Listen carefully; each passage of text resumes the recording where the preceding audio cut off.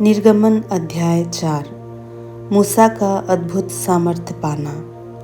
तब मूसा ने उत्तर दिया, वे मेरा विश्वास नहीं करेंगे और न मेरी सुनेंगे, वरन कहेंगे, यहोवा ने तुझको दर्शन नहीं दिया। यहोवा ने उससे कहा, तेरे हाथ में क्या है? वो बोला, लाठी। उसने कहा, उसे भूमि पर डाल दे। जब उसने उसे भूमि पर डाला, तब वह सर्प बन गई और मूसा उसके सामने से भागा। तब यहोवा ने मूसा से कहा, हाथ बढ़ाकर उसकी पूँछ पकड़ ले, ताकि वे लोग विश्वास करें कि तुम्हारे पितरों के परमेश्वर अर्थात अब्राहम के परमेश्वर, इसहाक के परमेश्वर और याकूब के परमेश्वर यहोवा ने तुझको दर्शन दिया है। जब उसने हाथ बढ़ाकर उसको पकड़ा, तब वह उसके हाथ में फिर लाठी बन गई। फिर यहोवा ने उससे ये भी कहा, अपना हाथ छाती पर रखकर ढाँप। अतः उसने अपना हाथ छाती पर रखकर ढाँप लिया। फिर जब उसे निकाला, तब क्या देखा कि उसका हाथ कोढ़ के कारण हिम के समान श्वेत हो गया है।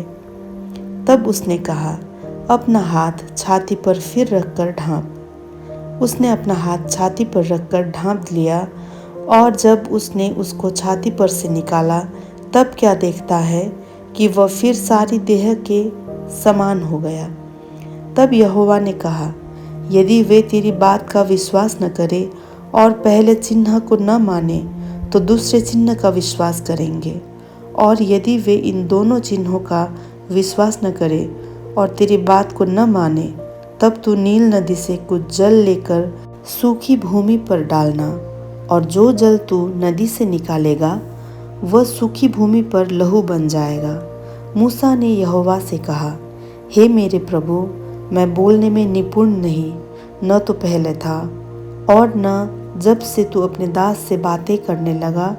मैं तो मुँह और जीभ का भद्दा हूँ।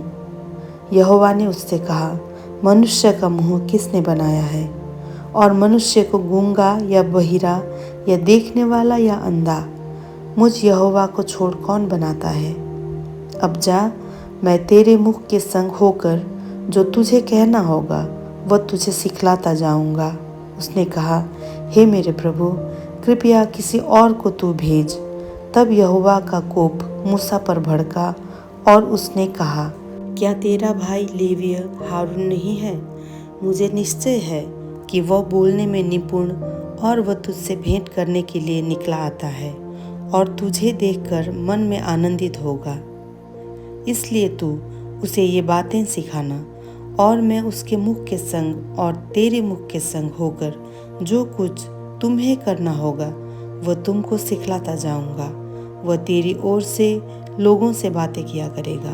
वह तेरे लिए मुँह और तू उसके लिए परमेश्वर ठहरेगा। और तू इस लाठी को हाथ में ले जा और इसी से इन चिन्हों को दिखाना। तब मूसा अपने ससुर यित्रो के पास लौटा और उससे कहा, मुझे विदा कर कि मैं मिस्र में रहने वाले अपने भाइयों के पास जाकर देखूं कि वह अब तक जीवित है या नहीं। यित्रो ने कहा, कुशल से जा। और यहोवा ने मिद्यान देश में मूसा से कहा, मिस्र को लौट जा, क्योंकि जो मनुष्य तेरे प्राण के प्यासे थे वे सब मर गए हैं। तब मूसा अपनी पत्नी और बेटों को गदहे पर चढ़ाकर मिस्र देश की ओर परमेश्वर की उस लाठी को हाथ में लिए हुए लौटा। तब यहोवा ने मूसा से कहा, जब तू मिस्र में पहुँचे, तब ध्यान रहे कि जो चमत्कार मैंने तेरे वश में किए हैं उन सबों को फिरौन को दिखलाना, परंतु मैं उसके मन को हठीला करूँगा और वह मेरी प्रजा को जाने न देगा। और तू फिरौन से कहना, यहोवा यूँ कहता है कि इज़राइल मेरा पुत्र वरन मेरा जेठा है, और मैं जो तुझसे कह चुका हूँ कि मेरे पुत्र को जाने दे कि वह मेरी सेवा करे, और तूने अब तक उसे जाने नहीं दिया। इस कारण मैं अब तेरे पुत्र वरन तेरे जेठे को घात करूँगा। तब ऐसा हुआ कि मार्ग पर सराय में यहोवा ने मूसा से भेंट करके उसे मार डालना चाहा। तब सिप्पोरा ने एक तेज चकमक पत्थर लेकर अपने बेटे की खलड़ी को काट डाला और मूसा के पाँवों पर ये कहकर फेंक दिया, निश्चय तू मेरे लिए लहू बहाने वाला मेरा पति है। तब यहोवा ने उसको छोड़ दिया। उस समय खतने के कारण वो बोली, तू लहू बहाने वाला पति है। तब यहोवा ने हारून से कहा, मूसा से भेंट करने को जंगल में जा।